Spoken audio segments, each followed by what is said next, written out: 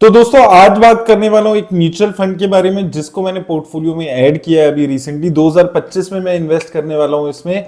और एक mutual fund जिससे मैंने एग्जिट किया है यानी कि जिसमें मैंने एसआईपी बंद कर दी है। क्यों एसआईपी बंद की है इसका अपडेट कर देता हूं, और कौन सा म्यूचुअल फंड है जो शुरू किया है वो सारी चीजें हम बात करेंगे। तो सबसे पहले मैं आपको बाकी मेरे म्यूचुअल फंड्स मैंने आपसे डिस्कस किए हुए एक सेपरेट वीडियो में, हम डिटेल सारा अपना पोर्टफोलियो में आपसे डिस्कस कर लूंगा म्यूचुअल फंड का।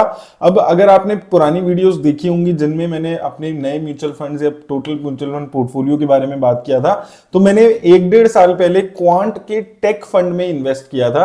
हालांकि एक साल में अच्छी रिटर्न्स इस फंड ने दी है। लगभग अगर आप देखेंगे यहां पर 27% के आसपास की ईयर टू डेट और एक साल में 29% के आसपास की रिटर्न्स दी है। लेकिन मैंने यहां पर इसमें अपनी जो एक तो एसआईपी जो है वो बंद कर दिया और इन्वेस्टमेंट भी मैं धीरे धीरे बाहर निकाल लूंगा। अब इसका सबसे बड़ा रीजन है कि जो इनके पोर्टफोलियो है वो टेक का किसी भी तरह नहीं बन पा रहा है। अब अगर आप इसका पोर्टफोलियो देखेंगे, Jio financial, Reliance, HFCL, Sun TV network, Justdial, Tata communication, तो इसकी टॉप 10 कंपनीज में आप देखेंगे तो मुश्किल से 1-2-3 कंपनीज आपको यहां पर प्रॉपर टेक कंपनीज आपको देखने को मिलेगी। इसके अलावा मेजरली कोई टेलीकॉम कंपनी आपको मिलेगी, 2 तो रिलायंस इंडस्ट्रीज है। अब टेक फंड में मुझे रिलायंस और जियो फाइनेंशियल जैसी कंपनीज या सन टीवी, एचएफसीएल कंपनीज का एक्सपोजर नहीं रिक्वायर्ड है। मेजर मेरा पर्पस है टेक फंड में इन्वेस्ट करने का कि मैं टेक्नोलॉजी सेक्टर का एक्सपोजर ले सकूं।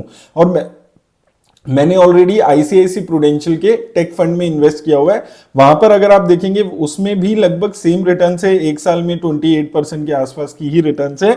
लेकिन यहां पर टेक्नोलॉजी सेक्टर की कंपनीज का यहां पर मुझे एक्सपोजर मिल रहा है, इन्फोसिस, टीसीएस, एल&टी, यहां पर अलग अलग कंपनीज देखने को मिल रही है। तो इसलिए मैं जो आईसीआईसी प्रूडेंशियल का टेक फंड है उसमें कंटिन्यू रखूंगा अपनी इन्वेस्टमेंट, लेकिन कौन टेक फंड को बंद कर दूंगा।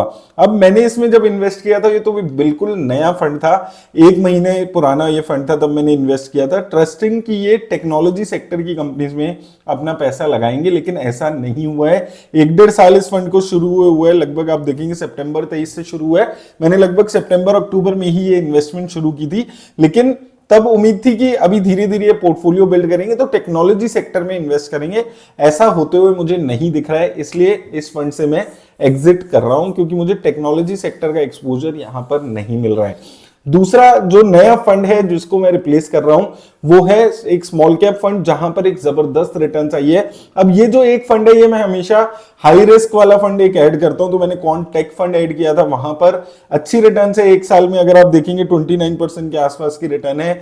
बेंचमार्क इंडेक्स को भी ये बीट कर चुका है, लेकिन आगे मैं कंटिन्यू नहीं कर रहा हूं। अब ये जो पैसा है मैं मोतीलाल ओसवाल के स्मॉल कैप फंड में इन्वेस्ट करने जा रहा हूं। तो मोतीलाल ओसवाल के बहुत सारे फंड हैं जो अच्छी रिटर्न्स दे रहे हैं, तो यहां पर स्मॉल कैप फंड जो है ये भी काफी अच्छी रिटर्न्स दे रहा है। हाई रिस्क फंड है, यहां पर एक साल में 49% के आसपास की अभी रिटर्न्स दे चुका है। हालांकि अभी पीछे कुछ टाइम में रिटर्न्स इसकी कम हुई है, थोड़ी सी गिरावट आई है, लेकिन ओवरऑल हाई रिस्क लेने वाला फंड है। अभी ये 43 कंपनीज हैं, अलग अलग कंपनीज हैं, एसेट अंडर मैनेजमेंट भी कम है। तो इस साल में इस फंड में कंटिन्यू करने वाला हूं। इसके अलावा जो मेरे फंड्स हैं जो 6-7 साल 8 साल से चल रहे हैं वो उनमें कोई छेड़छाड़ नहीं कर रहा हूं मैं।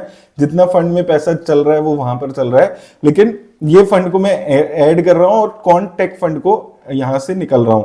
अगर ओवरऑल आप देखेंगे मोतीलाल ओसवाल के इस स्मॉल कैप फंड को, तो यहां पर आप देखेंगे कि एक तो ये सबसे अच्छी रिटर्न्स दे रहा है एक साल में और सिंस इंसेप्शन अच्छी रिटर्न्स दे रहा है, ये चीज तो है ही। लेकिन इसके साथ साथ अगर आप देखेंगे जो इसके फंड मैनेजर है उनका ट्रैक रिकॉर्ड भी काफी अच्छा रहा है। जो फंड मैनेजर्स हैं इसके वो काफी अच्छे रिटर्न्स दे रहे हैं। बाकी फंड जो है मोतीलाल ओसवाल के मिड कैप और उसमें भी सेम फंड मैनेजर यहां पर है। तो मुझे लगता है कि एक फंड ऐड किया जा सकता है ऐसे म्यूचुअल फंड हाउस का जहां पर एक अच्छी रिटर्न्स आ रही हैं। तो वहां पर फंड मैनेजर निकेत शाह है जो कि एक अच्छी रिटर्न्स दे रहे हैं।